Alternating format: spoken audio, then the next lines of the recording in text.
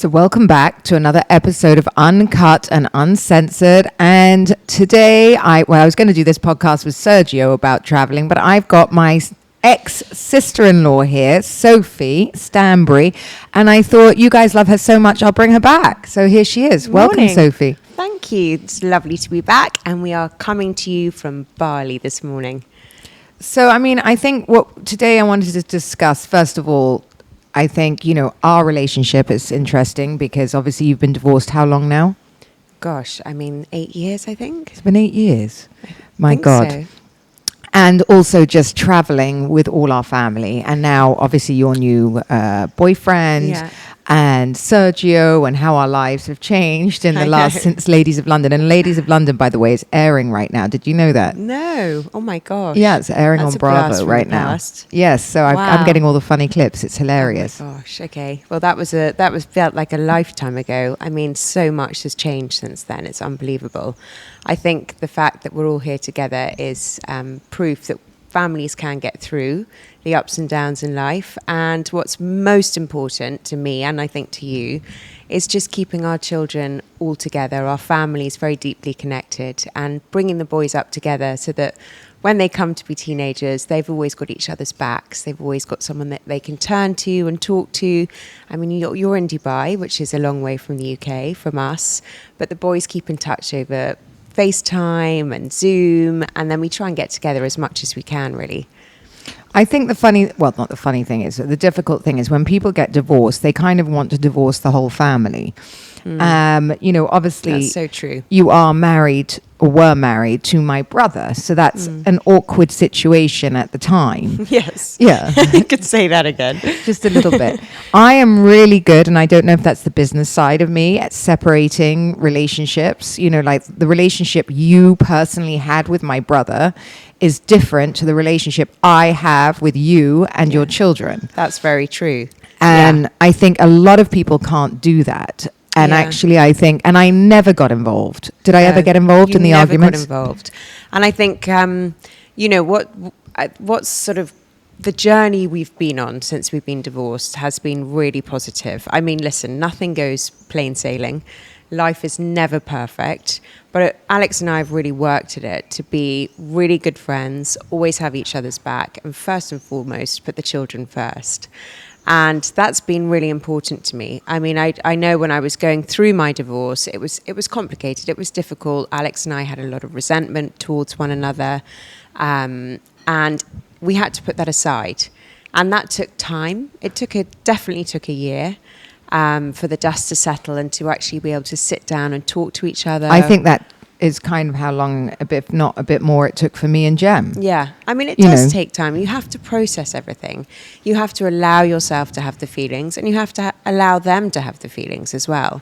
Nothing can be wiped clean immediately. And there are days that you literally hate each other, and I get that, and we all get that. But, time, I know it's so cliche, but time does heal everything. It does. And, once you've made that decision, although there's a lot of pain, it's actually the best decision because you've made a decision. Yeah. And I have this conversation with the boys sometimes. The boys often say to me, wouldn't it be nice to have daddy here? And I'm like, well, yes, it would. But that mummy and daddy are so happy that you have a great relationship with both of us, and that you can grow up in an environment which is really happy and healthy and positive, removed from the bickering and the arguments, which is not an environment I'd ever want to bring my boys into or up in.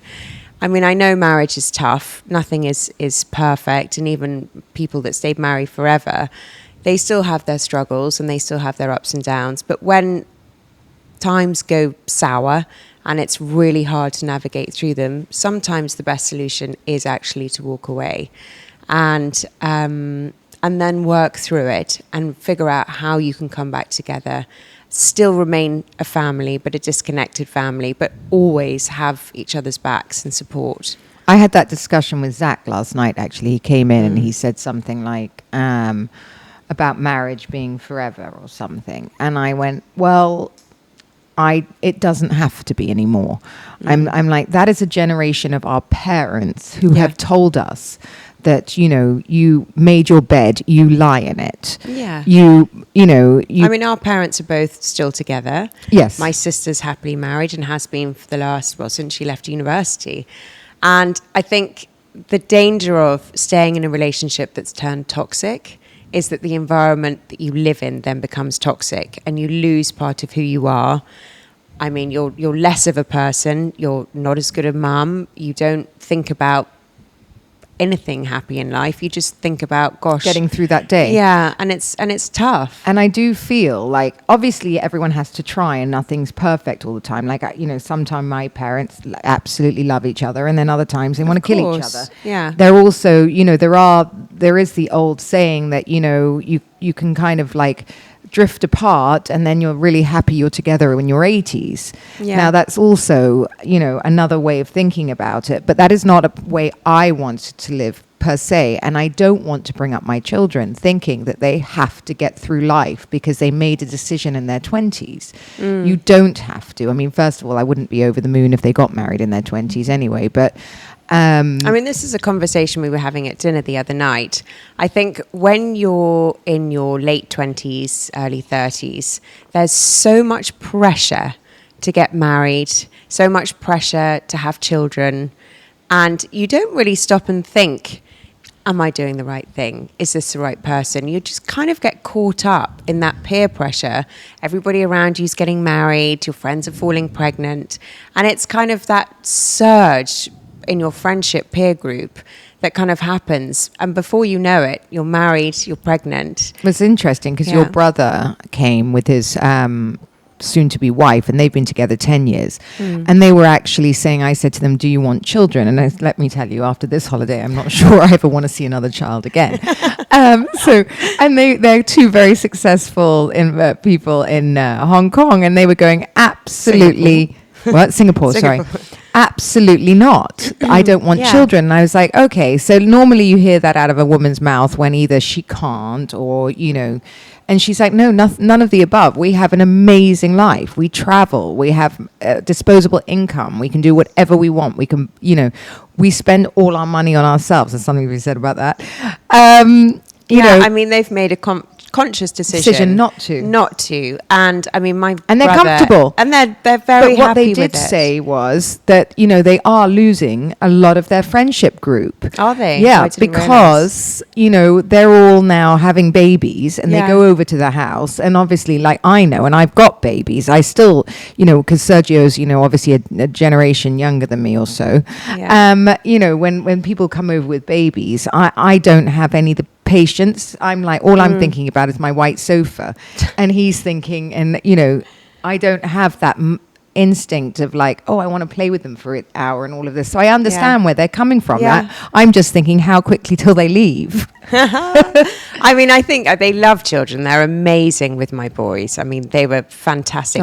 Yours aren't toddlers. No, that's true. That's a lot easier when they're walking and dressing themselves. But they still love handing them back. I mean, they're such happy, contented people in their own lives, and they just don't want to change their equilibrium. Because they're happy. Babies really do change everything. And I think that taking the peer pressure out of back in the day, like if you were going to say that you were rich or you were from a good background, you didn't have one baby, you have to have 3 or 4. And or that's 5. It's like insane. Like, what on earth were we teaching people? I mean, today it's impossible because everything costs so much money. Oh my God. And I mean, I wouldn't be able to afford to have more than 2 children. I just couldn't. I've just read that, a housekeeper in America is almost $250,000. Yeah, I mean, it's insane. How are people living? I don't understand. Like, how do you have help anywhere? And I know, I know from staying with my friends in LA that, they go 1 minute over 6 o'clock and you get double overtime. Yeah. Like, I think in America it's even more expensive. I mean, we're in the fortunate position that we don't have to have help now because obviously the boys are older. And they're at school, and when they're not at school, well, as you know, I'm a pretty hands-on mum, but coming here is a really lovely way of kind of just taking away all that routine and just getting back into just being a mum and having your boys around. I mean, listen, it hasn't gone without its challenges. I have just peed myself laughing because I'm like, obviously it's the last day. I'm going to New York tonight and I cannot wait to get on that flight. I really fucking can't.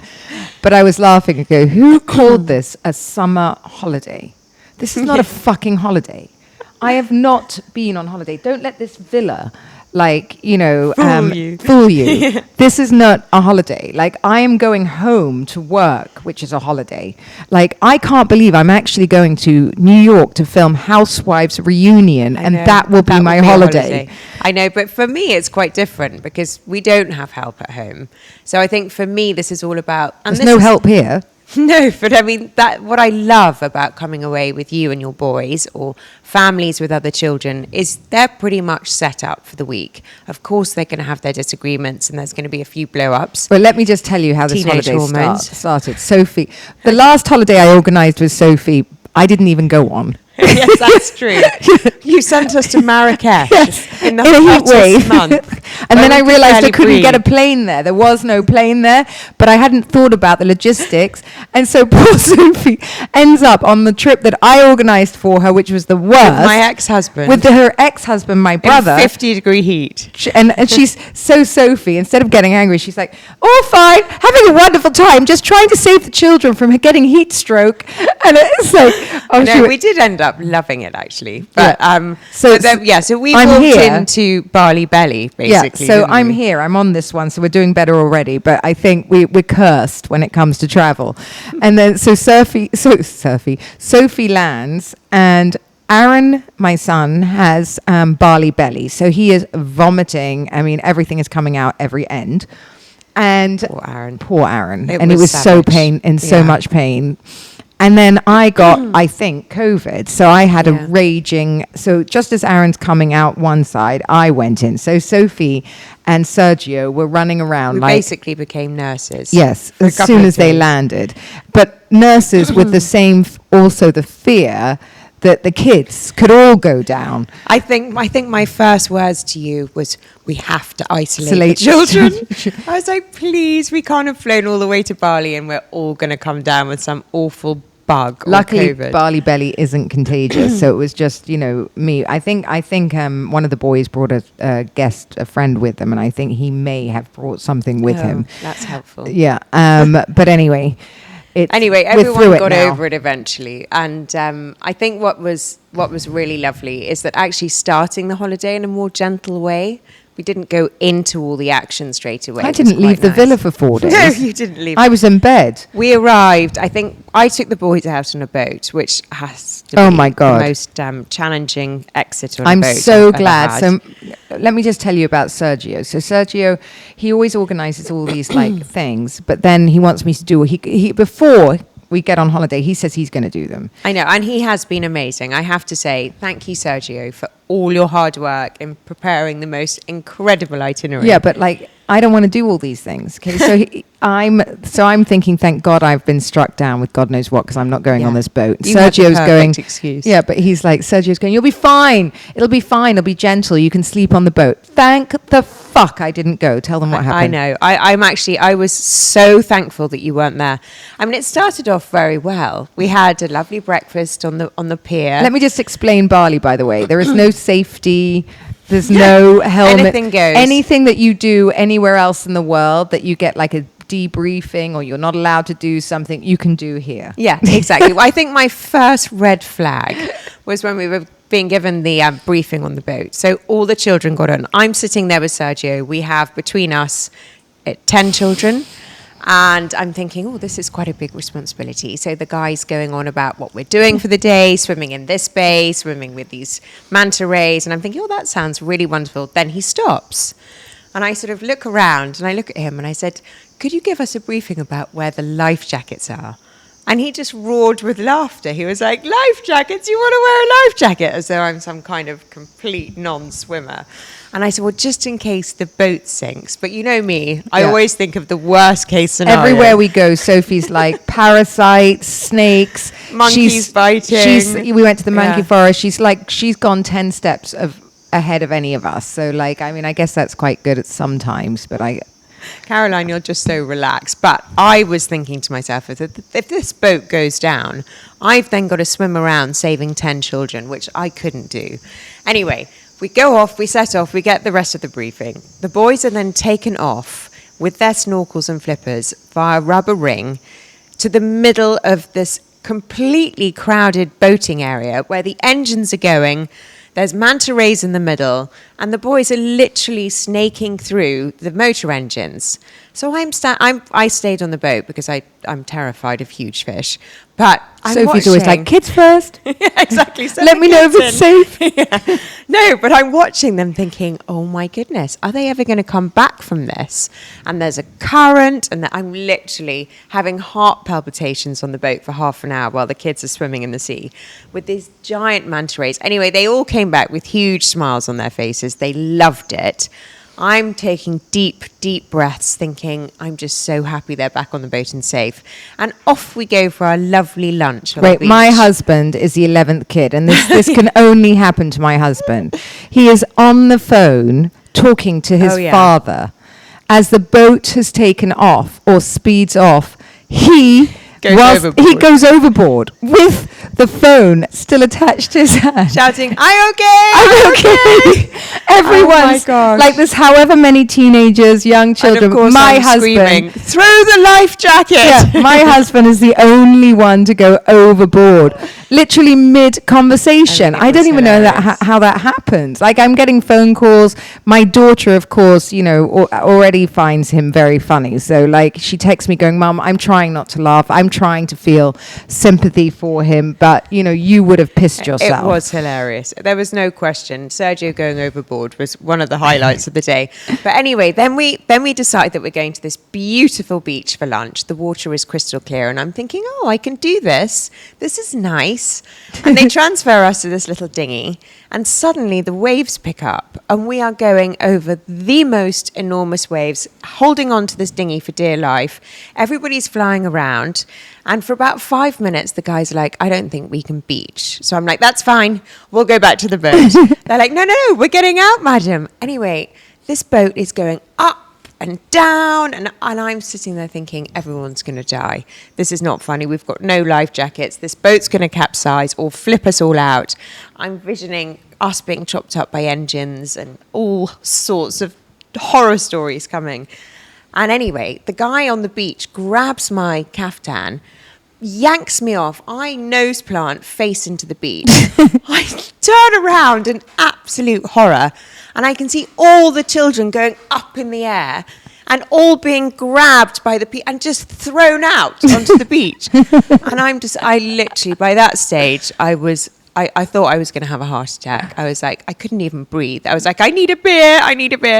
It was traumatic to say. Then they all ordered their dinner, and Finn, her youngest, found who is so OCD and so precise about the way he likes things, and had the most enormous bug in his noodles, bless him, and went green. It was the worst day. There's something about Bali, actually. I was looking back the other day, and I've got a trip to Bali where I'd come with my ex-husband, and I went to an elephant show, and I don't know what came over me. They go, anyone want to put their kids underneath the elephant's foot? Oh my gosh. And I actually did. I don't know. Oh, well, if I'd have been there, there's no way that would have happened. And I've got pictures of that. And I'm going, look. And now I look at it and what the fuck was I thinking? Why do people come to Bali and lose all sense of responsibility? Because some Balinese man says it's fine. Yeah, no. Well, that was my first adventure in Bali. And since then, I have been slightly paranoid about the excursions. No, what are you talking about? Forest. Then Sophie and I set off on, I've done this a million times, ATVs in different places. Oh my Best gosh. thing ever. This one was horrendous. We both got off before we'd even left. I mean, we basically... And again, there was no safety briefing. No safety briefing. I mean, how do you and stop, 14-year-old boys going up mudslides with like, you know, competing against one another. And then if you stop at the top of the hill, we all go into each other, flip over. I couldn't. We all got off. And my left the worst thing, and I didn't admit this at the time, but I was on the back of Harry's, and Harry was super excited, adrenaline running through his teenage bones, testosterone off the charts. And I'm thinking, I am terrified. And he's laughing his head off. Anyway, he goes straight through this enormous water puddle river, and my wellies fill with black, sludgy mud. And I'm thinking, how many parasites are getting into my feet right now? No. Anyway, the whole welly was full of sloshy water, and I just couldn't wait to get off that thing. I'm watching, I have friends right now, they're on super yachts in Saint-Tropez, and I'm looking around and I'm going, how am I here? Why are we covered in mud? Yeah, why are we risking our lives daily? But the one good thing is, there were many good things, but the boys loved it. Yeah, this is a boys' trip. I think that was the main thing. And the water rafting, the white water rafting, we sat out.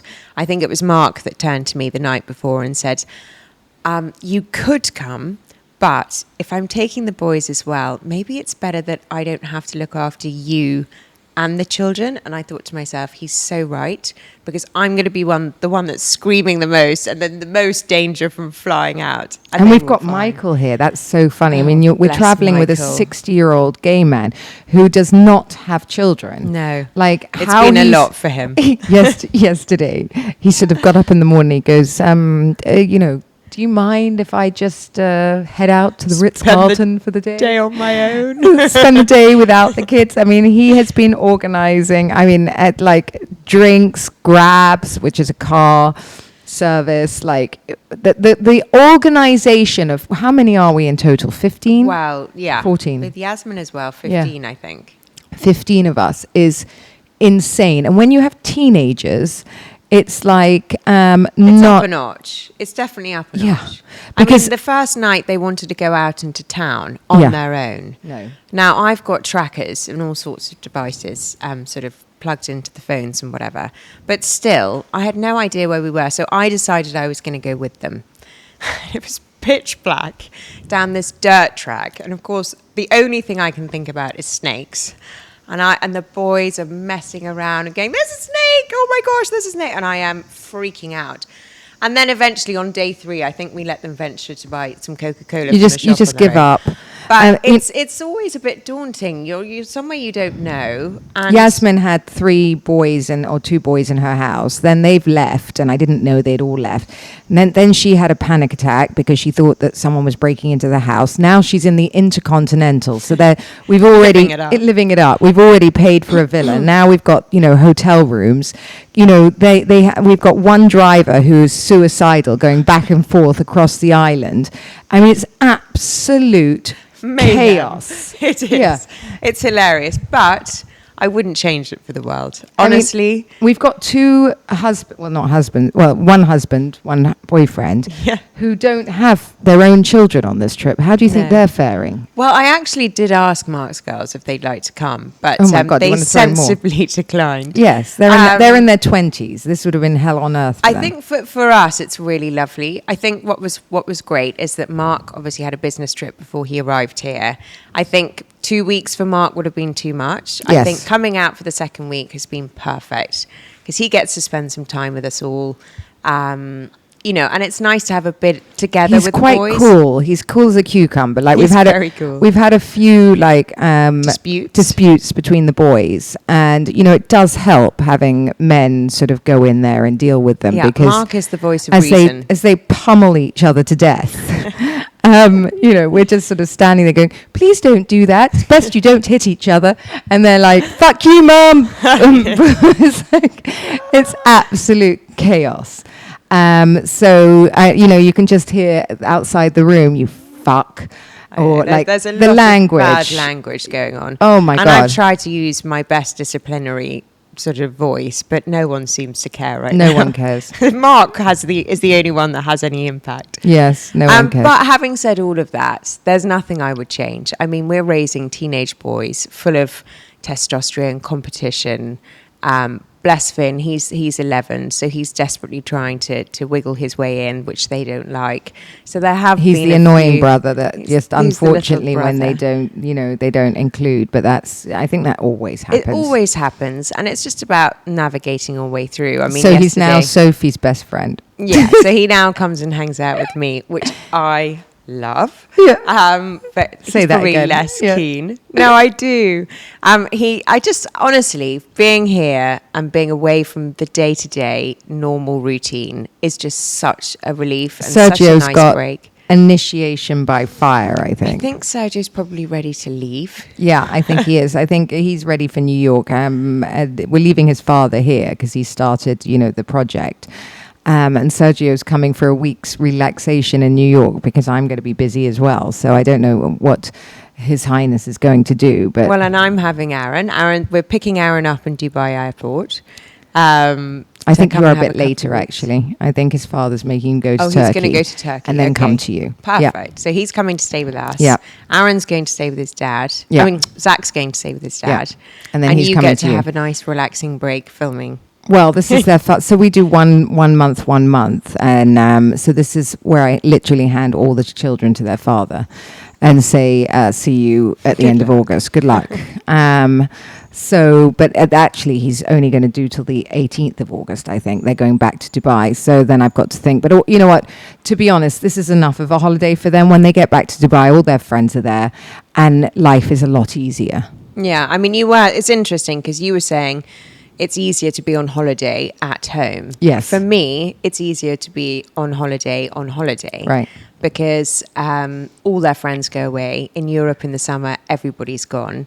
Unless you have friends to stay all the time. See, we've got drivers, housekeepers, and all that, and which don't we have. that. I know it's I'm different. ferrying the kids around. Very different. Booking activities. No, that's a booking nightmare. Various things for them to do to fill their days up. And it's, we have, a few friends coming backwards and forwards, but it's always quite challenging to fill that whole 2 months. My driver is been with me 8 years now, I think, and he's a manny pretty much, he's a manny. isn't he? So, to be honest, he's actually living in my house right now with his daughter. So he's having the time of his life. So when my kids get back, he knows all their friends. Exactly. He knows where to go. He can help organise logistics and I see them, literally, they walk in the morning and see them back at night. As you know, it's different. I mean, Harry wants to go to London, which as far as I'm concerned is one of the most dangerous places to be right now. And he will only be allowed to go if I go with him. I don't particularly want to be in London in the summer. It's so beautiful in the country, and Harry needs his days filled because otherwise he gets bored. Different. I was about to say, because you've just moved, really. Yeah. So you haven't really found your friend group for him yet. And I think because his school is quite a long way from where we are, it's just involving him in activities around us where he's going to meet people that he wants to hang out with. Yeah. I mean, the Dubai and as you know, is set teenagers require a lot of persuasion. I mean, Dubai is completely set up for kids. And it's so safe. It's so safe, and they can go off. So, that gives them a lot of independence, and it gives me a lot of time. So, we prepare ourselves for this trip all year long. And I think the other thing is that the brothers fight so much. Watching this now, I want to think about how I do holidays a little bit differently. I have started speaking to my ex-husband about doing joint holidays. So instead of taking 2 months and saying, here are the kids for a full month for you and a full month for me, maybe, even if it has to be Turkey, we take a villa each. And do a crossover. And we do crossover because the boys, they fight like hell. And it's not fun for them always to be stuck in a room together. They want a friend. Well, that's why coming away with other families is so much great. Easier. Yeah. Exactly. So I'm thinking instead of having to have to do that twice, which financially you get to share it, right? And then every child, the great thing about coming here to Bali, and although you're my family, but technically every child had a friend. Yeah, exactly. So we had maybe next time I'll bring someone for Finn. Yeah, then exactly. the dynamics would be great. Change. Yeah. And once you've got, because my son brought a friend of his too, once you've got each one occupied, it really changes. So one's not trying to push in, and they've all got one to, even if they all swap around, which they do, it means that they can wander off together. Two can go here, two can go there, and the fights aren't as bad. So I think what I would try and do next year, because they're a little bit older and they don't need us as much, is to go somewhere, even if it was Greece or whatever, take a hotel or a villa, take 6 kids, that's 1 friend each, and off we go again. Yeah. And you know, have Jem down the road so that, you know, they can do one of them can spend the night at mine, one can spend the night at his, and then they swap over, and then they're quite happy to see each other. Well, that's what we did last year in Greece. But I have to say, there's something very magical about Bali. Yeah. There's something, you know, just coming so far away from home. Yeah, you cuts you off everything. It cuts you off, and it's lovely. I'm watching. So we actually had this conversation because we're watching all our friends in Europe have these very, very grown up holidays, right? So, and actually thinking about it, we used to do Saint-Tropez all the time growing up, and with the kids when they were young. And actually now I look at it and the difference in the holidays that we're doing now. Saint-Tropez isn't a holiday for the children. No, it's not. It's and not. my boys didn't want to come to Saint-Tropez. No, they hate it. I mean, it's an adult's holiday. You're doing lunches and dinners. You're getting Every dressed night. up. And so the you're kids are an wearing afterthought. And the kids have to dress up. And Yeah. try telling a teenage boy to put on a white linen shirt and white shorts. Forget It's it. like, no thanks. Forget or it. worse. Yeah. And here, anything goes. I mean, you're pretty much wearing They've gone out for flip-flops dinner in their swimming. pajamas. Yes. You know, really. They're like, I mean, They really have. They have. It doesn't matter. And that's Yeah. the joy. You're not having these fights of like, you know. And also the other thing to talk about is that although the flights are super expensive, everything else isn't. everything when you get here is so affordable. And it Yeah. just makes life very easy because you don't think about, oh, can we go here for dinner? Yeah. Or if we're going to do We're 7 15 dinners. of us. So, Yeah. you know, when you go to skiing, Courchevel or to Saint-Tropez, you know, the kids are like, I'll have a truffle pizza, you know, and I'll have this. And you're going 10 of you for dinner. You're talking about €1,000 plus every single meal. Every Yeah. single meal. Whereas this, we probably spent €1,000 for the whole week. I mean, it's really good value for money. You know- It's definitely a comeback place for me. I mean, I think Asia is so interesting. You've got a very good balance. It's very grounding for the boys. We're staying in a lovely villa. And the flights have been amazing. I mean, the flights, even though they're long, they were, you know, it was 1,700 in economy. And I think we could have got it. It was 20 hours, but I think we could have got it for less if we'd booked in advance. I think we flew economy, and I think it was 6,000 for all of us. So Yeah. it's not cheap. I put all the kids in the back, and I went in the front. It's too far for me, but still, I think, you know, kids you can put in the back, no problem. And we were so many children, Yeah. and we still, you know, even though because I do one holiday with Jem and whatever, I have to do, you know, this All the holiday. flights, yeah. And I think that was the thing. I mean, I looked at flying maybe premium economy, and I thought, what's the point? Because I'd rather spend the money when we get here. I'd rather... We haven't thought about anything. No. We've literally said, you know, you don't have to look at a menu and pre-look at a menu and worry about what they're going to order. Whatever you like. want. Yeah, and they've loved that. Yeah. And last night made me laugh. Harry had his first massage. Have you... Oh, they your all had a boys- massage here. I mean, it was They loved it. brilliant. Did Harry enjoy it? Harry loved it. And it's really good for him because Let me his tell you, a mind works massage overtime. here is $13. We have had them every single day, and Yeah. I actually think they're good for children once in a while. I do too. They just wind them down. Exactly. I mean, they all actually went to sleep for the first time without me having to No way. persuade them. Yeah, they were probably exhausted and they loved it. Yeah. So that was something really nice. So I think this trip has been, we would definitely do it again. Like we've moaned, but it's flown. It's flown by. There's nothing I would change. The boys and I and Mark are having a couple of days, just us four, just to wind down before we go back and really just switch off for a couple of days on the beach, which I think would be a nice way to end. I'm leaving Sergio here with mine while I get on a flight tonight to go to New York. And I have to say, although I'm going to miss my husband, 20 hours on a flight by myself is going Right to now. be It's- wonderful. No kids, no name, no one speaking to me. I'm actually really excited. I love it. Sergio's like, do you want me to take you to the airport? And I'm like, no, I'm fine. Off I go. Bye. Yeah. See you in a Yeah. couple of days. No, but I have to say it has been a very special time. I think it's lovely to be all here together. I think it's lovely for the boys. I think it's a great place to just be really calm, really relaxed, no pressure to do anything. The weather's been great. It's a great time of year to come. It's not too hot. So another thing I think's been really great is mixing it up a little bit.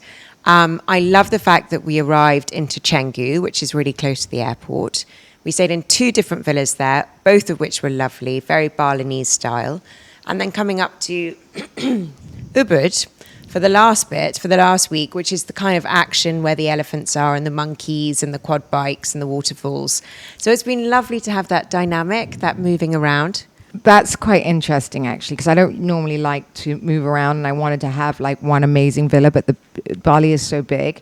We've been in 3 very different villas. We have. And they've all really actually worked. They have. I think they've all been gorgeous in their own way. I think if we had the choice, we probably would have taken the second one. I think the second one was gorgeous for us. For but us. I think for here, the pool, the setup, it works really well. It was with really kids. modern, really white. You'll have seen it. But the thing about it is I didn't love the area. Right. You know, I prefer Ubud as an area. Like, I think until we got to Ubud, we have not eaten. Like, the food here has been unbelievable. We went to sushi the first night, and it was just like, thank God. The food is another level here. Whereas for me, I like to be by the ocean. Yeah. And so she likes the beaches, because there's no beaches here. There's no beaches here, and it's very vibey in Canggu.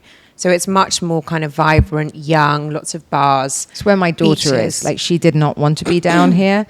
And she's fully up in Canggu, even though even after everything, she still moved to a hotel there because she loves going to the beach. She likes beach clubs and things like that. So I get it, but I just feel this is a more luxurious side, and maybe this is a more relaxing part of the island. I think the only thing to be aware of, actually, if you're traveling to Bali, is the traffic is something else. I mean, it's suddenly got so busy here.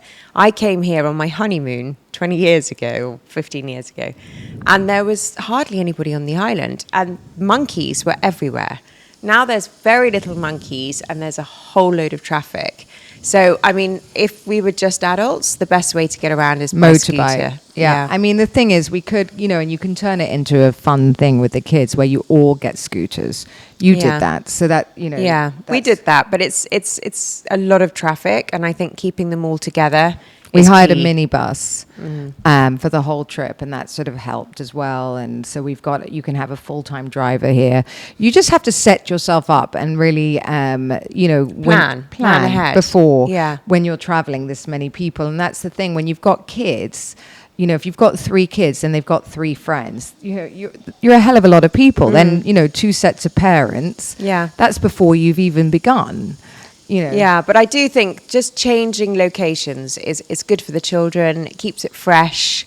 Feels like you're going on a new holiday every time you move. Every time, They have really enjoyed it, and they love picking their rooms and running around. And, again, funnily enough, the house that we loved the most is the one that they could have lived without, I think. Yeah, I think you're probably right. This one, you were so unsure about this one. Well, I thought you wouldn't like it because it's very not your normal style. You love the white Ibiza style villas. I know, but I've been here before. I knew I wasn't getting that.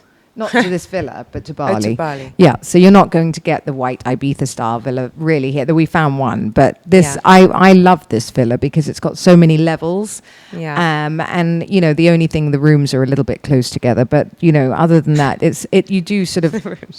I mean, you've heard Sergio's dad breathing on one side and Michael breathing on the other. Yeah, there's nothing. I definitely don't feel. And I was put in the corner next to the boys so I could monitor when they're actually going to sleep. I gave Sophie the children. I've got Sergio's dad next to me. So, there's no hanky-panky going on here, I can assure you. There are always compromises when you're doing a family holiday. And I think the compromise for most people is it's sex? Not really about you and your partner. It's about what you're doing with the kids every day. See, we're very selfish travelers and I'm not normally. sure Sergio like that. No, exactly. We're very selfish travelers normally, and everything's always about us. So this is he's like, tiki-tiki, no tiki-tiki. Your dad is here. Until your dad leaves, we are not having and sex. You might get that knock on the door at any moment. Awful. I've lost my swimming trunks. I can hear Michael sneeze, so there's just no way. Hilarious. No way. Actually, I haven't seen Michael since he escaped on his adult I know. day. Did he actually come back? Well, the door's locked, so I presume so. We're presuming yes. But this is a children's holiday, and I think actually, funny enough, after New York, Sergio and I are coming back on our own. I mean, his dad will be here, but I mean, We're staying in a hotel, so I don't think So it'll be a completely different experience. vibe. And we're actually working, and we started building, everybody. We started building. So we showed you the land. Did you like it? Very exciting. It's going to be amazing. It's going to be amazing. What a fun project to do together. I can't actually believe that it's here. Like I was can't thinking the other believe day, you're doing it. how am I building a hotel in Bali? I don't even know know. how that happened, by the way. Sergio just came back with a harebrained scheme that he'd found this piece of land and was buying it. And I was like, yeah, okay. And then suddenly we get there and, it's been cleared and there's like people working and diggers and I'm like, oh, this is happening. this is actually happening. And it's not one of my husband's Well, we can't wait to harebrained come back and schemes. stay there. Yeah, it's going to be amazing. And I love Bali. If you get the opportunity to come here, you must. It is so fabulous. It is. Thank you, Sophie. Thank you, Caroline.